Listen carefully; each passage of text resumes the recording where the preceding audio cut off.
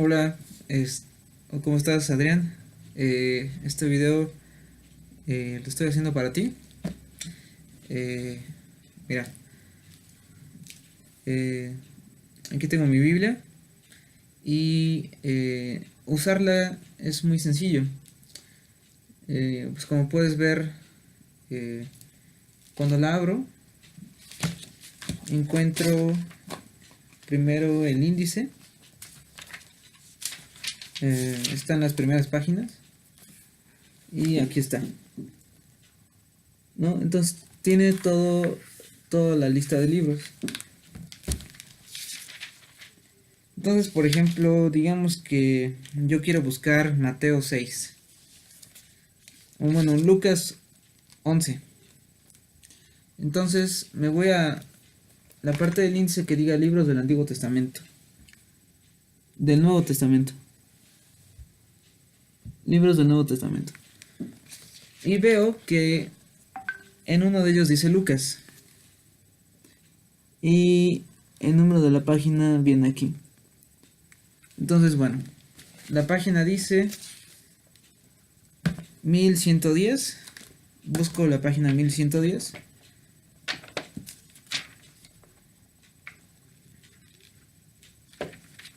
Y listo, estoy en el libro de Lucas. Libro de Lucas. Y la página viene aquí arriba. Espero que se vea. Y después me dicen Lucas 11. Entonces, para llegar a Lucas 11, capítulo 11, son los números grandes. Los números que están aquí. Y los números más pequeños, que son cada uno de estos. Aquí por ejemplo está, me parece que el 3, el 4, son los versículos de cada capítulo. Entonces cada capítulo tiene versículos y por ejemplo cuando te ponen Mateo o Lucas 11:4, buscas el capítulo 11 del libro de Lucas, el versículo 4. Y déjame de hecho aprovechar para leértelo. Tú que quieres aprender a orar por tus amigos, eso es una gran idea. Orar unos por otros y orar por las personas es algo muy importante. Y más importante es ser constante en la oración y también vivir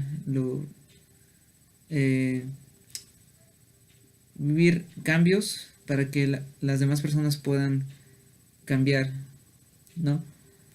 Pero mira, los discípulos, los apóstoles de Jesús, no sé si has estado viendo la serie que te pasé de A.D.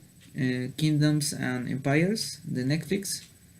Ahí se ve qué pasa con los apóstoles después de que Jesús muere y resucita y asciende a la derecha de Dios. Cuando él estaba todavía en la tierra, los apóstoles le preguntaron, mira, Lucas 11. Aconteció que cuando estaba él orando en cierto lugar, Jesús, al concluir, uno de sus discípulos le dijo, Señor nuestro, enséñanos a orar, así como Juan enseñó a sus discípulos. Jesús les dijo, cuando oren, digan así, Padre nuestro, que estás en el cielo, santificado sea tu nombre. Venga tu reino, hágase tu voluntad, como en el cielo, así también en la tierra. Danos cada día el pan para nuestras necesidades. Perdona nuestros pecados, porque también nosotros perdonamos a todos los que nos ofenden. Y no nos hagas entrar en prueba, sino apártanos del mal. Así que prácticamente Jesús les dice que ellos deben de orar de esta manera. Y esta forma de oración no es como Algunos cristianos lo hacen como un rosario, por decirlo así, como un verso que hay que recitar varias veces para que Dios lo escuche, etcétera, sino más bien es una oración modelo. Una oración modelo es como, eh, por ejemplo, cuando tienes que preparar algún platillo y te dan una receta, ¿no? Y te dicen, la paella se hace de esta manera, ¿no? Te dan tu receta, aquí está. Paso número 1, paso 2, paso 3, etcétera, etcétera. Necesitas estos ingredientes y te tardas tanto tiempo, ¿no? Pero tú sabes que puedes modificar la paella. A lo mejor le puedes modificar cuántos gramos de sal le pones, cuánto de X ingrediente y a qué temperatura lo vas a cocinar, etcétera, ¿no? Pues ya te dan un modelo y tú en base de ese modelo, eh, bueno, en este caso puedes modificarlo. Jesús les dio la oración modelo, pero esta oración, más que modificarla, le da Jesús los principios a los discípulos para poder orar a Dios. Primer punto dice, Padre nuestro que estás en el cielo, santificado sea tu nombre. Venga tu reino, hágase tu voluntad como en el cielo, así también en la tierra. Es decir, que cuando oramos nos dirigimos a Dios Padre a través de su Hijo Jesús y estamos santificando el nombre de Dios. Es decir, estamos tomándonos ese tiempo para hablar con Dios y sabiendo que le estamos hablando a Él y que nos acercamos por fe. De hecho, permíteme compartirte, hay otro libro que se llama Hebreos, Hebreos 11, otra vez, ahora no es Lucas, es Hebreos 11, el versículo 4. El versículo 1 dice, ahora bien, la fe es la convicción de las cosas que se esperan, como si ya fueran realidad, y es la revelación de las cosas que no se ven. Otra vez, la fe es la convicción de las cosas que se esperan, como si ya fueran realidad. Algo que no está aún, pero tú lo crees, como si ya fuera. Y es la revelación de las cosas que no se ven.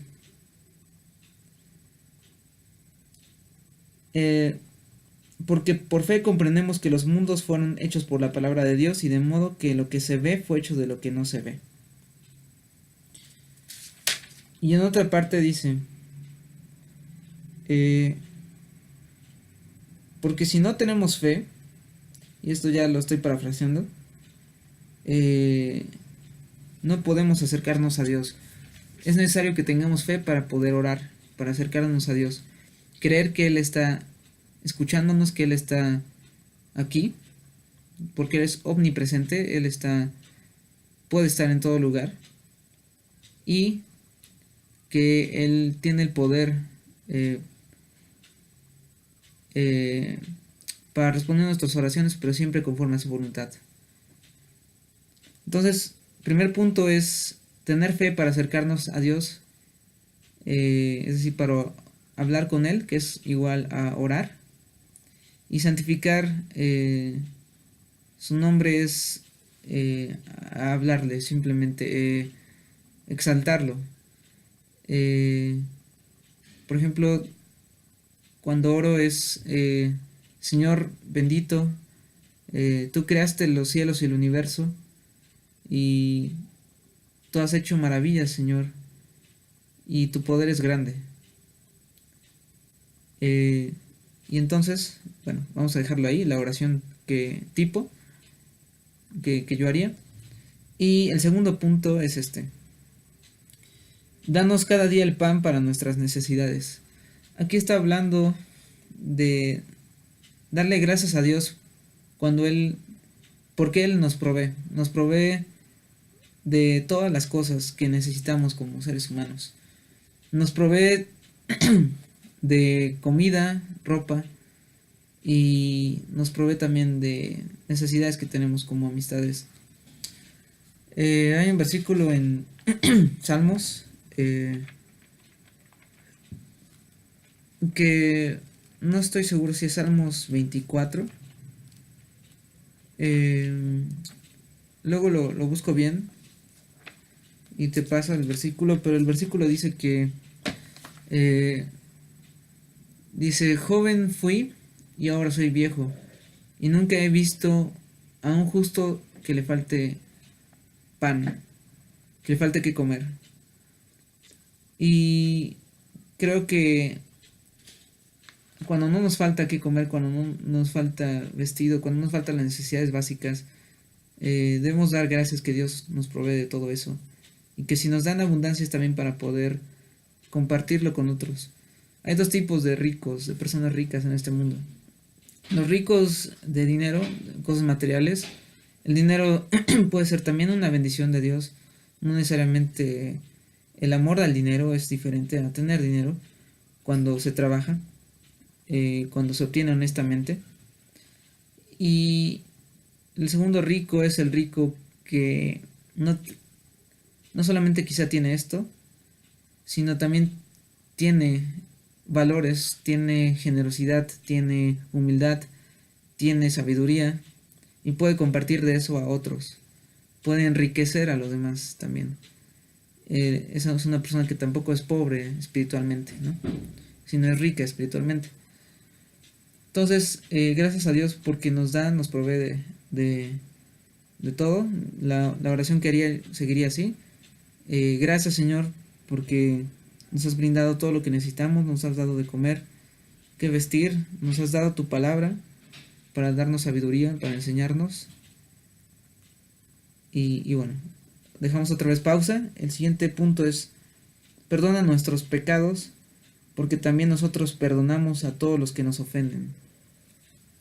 Primer punto, tercer punto, perdón, en Primera de Juan hay otro versículo. En Primera de Juan, Juan fue otro apóstol de Jesús.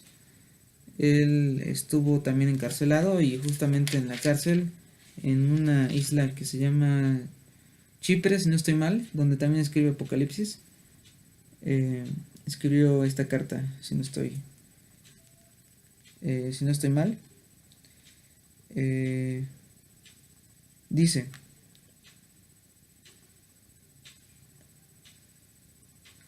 pero si, bueno, voy a leerlo, la versión larga. Dice: estas son las buenas nuevas que hemos escuchado de Él y se las anunciamos.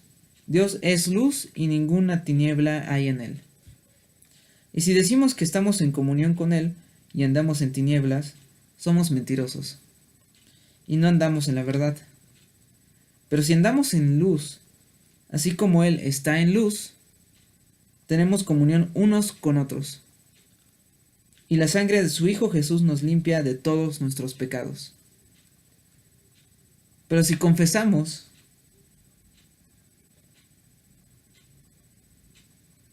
y si decimos que no hay pecado en nosotros, nos engañamos a nosotros mismos, y la verdad no está en nosotros.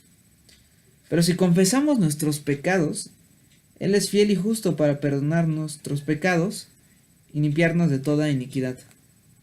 Y si decimos que no pecamos, lo hacemos a Él mentiroso y no tenemos su palabra en nosotros.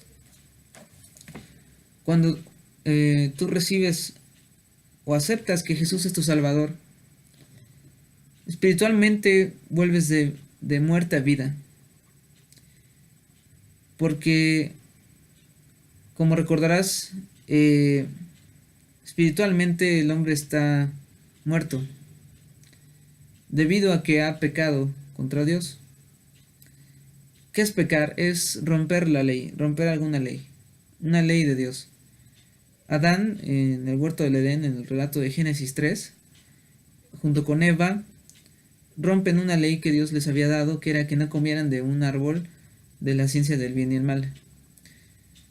Y parece que esto habla acerca de que el hombre decide determinar qué es lo bueno y qué es lo malo antes de que acepte los estándares de Dios del bien y el mal. Es decir, le dice a Dios: ¿sabes qué?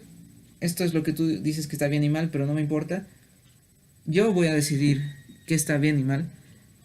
Y entonces tomó las riendas eh, y terminó rompiendo esa ley, que era que no debían de comer del árbol del bien y mal. Eh,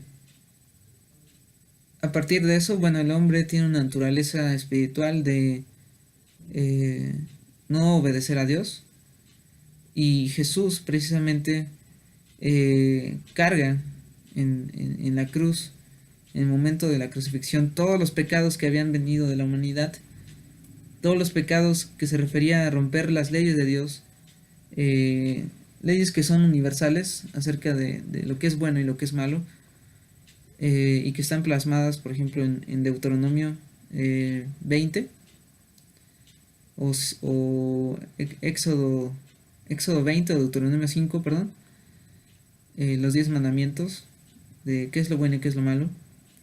Y Jesús carga con eso, y él precisamente es un cordero.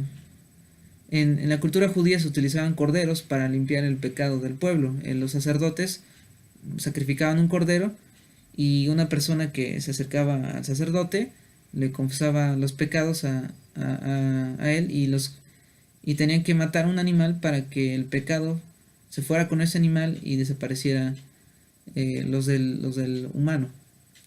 Jesús se le llama por eso el Cordero de Dios, porque es la persona que carga con el pecado del mundo, porque Él fue Dios y hombre, y al morir desaparecen los pecados del hombre, pero Él dice que a través de la fe nosotros podemos llegar a ser salvos, podemos llegar a ser libres de ese pecado, de esa paga, porque la Biblia dice que la paga del pecado es muerte, y fue lo que pasó con Adán y Eva, por eso murieron espiritualmente, y por eso el hombre está muerto espiritualmente. Eh, pero por eso Jesús dijo: yo soy el camino, la verdad y la vida. Nadie viene al Padre si no es por mí. Y por eso Él es la vida.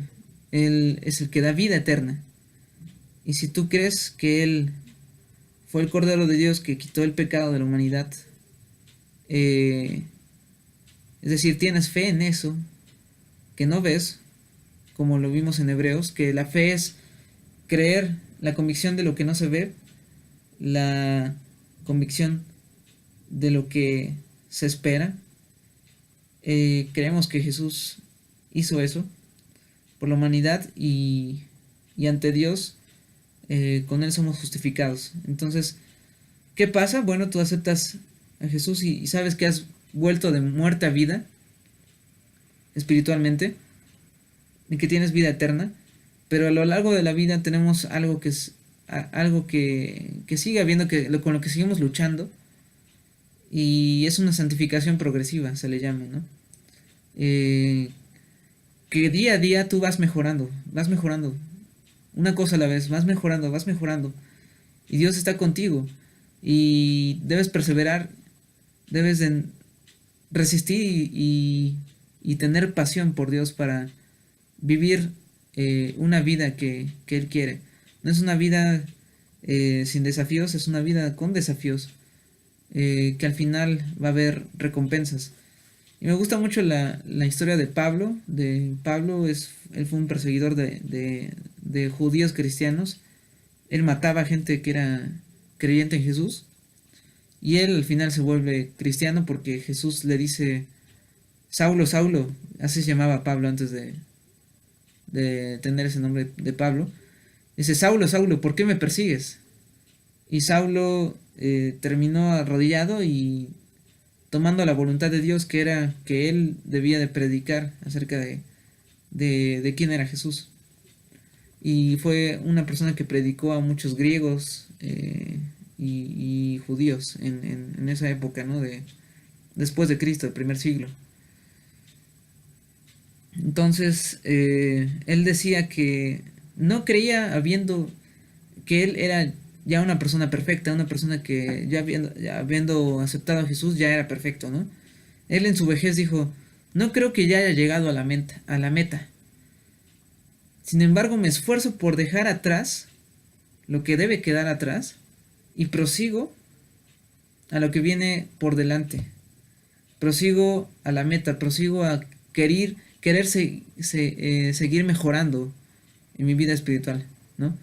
En parecerme más a la vida de Jesús, que esa es la madurez espiritual, parecernos más a Él, a Jesús. Y por eso es que tenemos la Biblia, ¿no?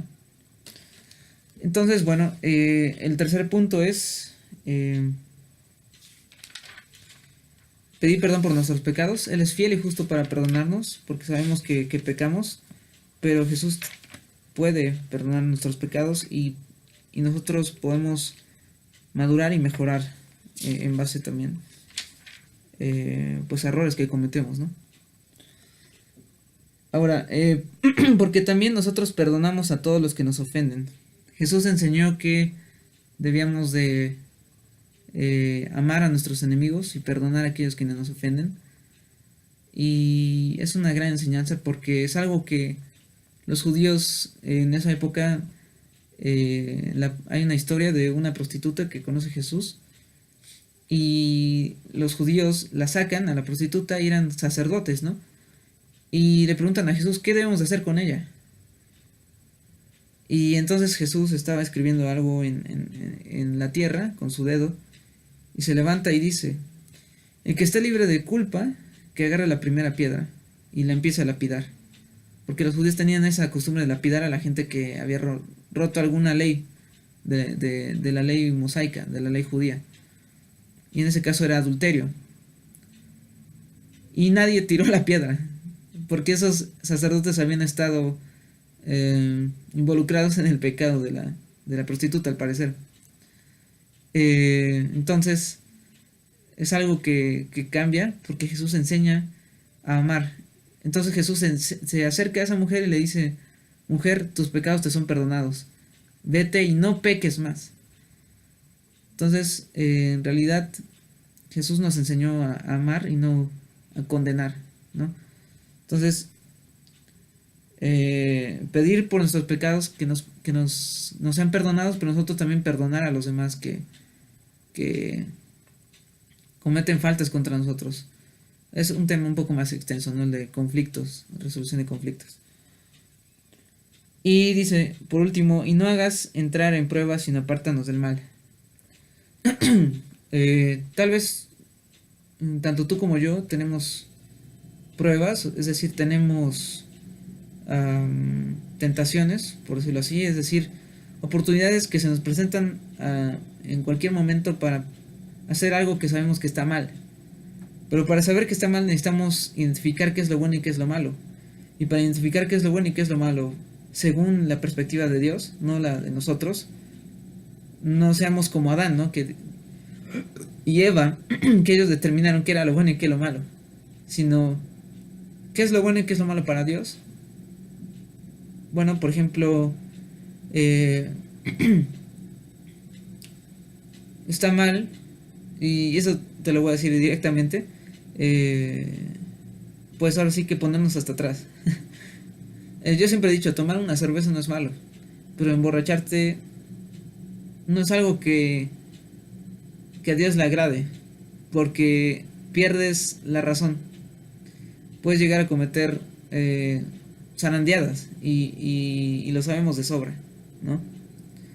Entonces cuando estamos tentados a hacer eso, algo que a Dios no le agrada, pues entonces esta es para nosotros una prueba, si es que queremos hacer la voluntad de Dios. Si no queremos hacer la voluntad de Dios, ni siquiera se nos va a presentar como algo malo, y lo vamos a hacer, lo vamos a seguir haciendo. Pero si sabemos que es malo, entonces sabremos que tiene una consecuencia, es decir, negativa, porque en este mundo se pagan las consecuencias, es decir, si tomamos esa decisión de ponernos hasta atrás, pues vamos a pagar las consecuencias, ¿no? Y pueden ser muchísimas, ¿no? Entonces, orar también, porque cuando se nos presente esa oportunidad de desobedecer a Dios, podamos ser fuertes, tener el carácter y decir no voy a hacerlo. No voy a hacerlo porque quiero obedecer a Dios. Esa es la motivación correcta. Hacerlo por Dios, porque quiero obedecerle y quiero mejorar día con día. Esa es la manera en la que Dios le dio el modelo de oración a los discípulos. Y si tú quieres orar por tus amigos, pues claro que puedes incluirlo en tu oración. Entonces, por último, yo diría que oraría así. Padre bendito que estás en el cielo, gracias Señor por el día que nos has regalado y gracias Padre porque tú Señor eres grande y poderoso y has creado la vida Señor, nos has creado a nosotros, nos has hecho Padre a tu imagen en este mundo Señor para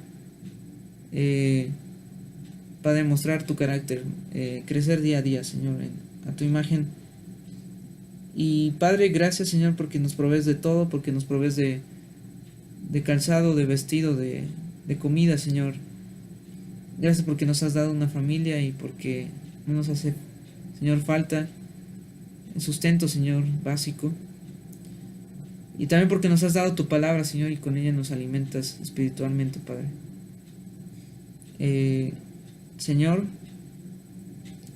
tú sabes Señor que peco día a día, Señor, y te pido, Señor, me perdones, pero día a día, Señor, quiero ser también mejor, Padre, ayúdame a mejorar y sé que debo de seguir, Señor, tu palabra, de aplicarla, Señor, y obedecerla. Y te pido, Padre, que el momento en que se me presente desobedecerte, Señor, me permita ser fuerte, me des la salida, Señor, y me indiques qué hacer. Porque Señor, quiero amarte con hechos y no de palabras solamente. Te pido Padre por último por mis amigos Señor y que tú los bendigas y los guardes Señor y puedan ellos también conocerte. Y por mis enemigos Señor que también los bendigas Padre y me ayudes a mostrar amor Señor. Porque fácil es amar a los amigos Señor, pero a los enemigos es aún un mayor reto. Te doy gracias por la vida de Adrián, Señor, y te pido que lo bendiga, Señor, grandemente y hables a su corazón. Conforme a tu voluntad, Señor, te lo pido. En nombre de tu Hijo amado, el Mesías. Amén. Entonces, Adrián, te mando un video casi de media hora. Espero lo veas. A la próxima daré un discurso más pequeño, pero bueno, fue todo un gusto. Y bueno, nunca había intentado esto y me parece una gran idea mandar videos. Estamos en contacto, bien.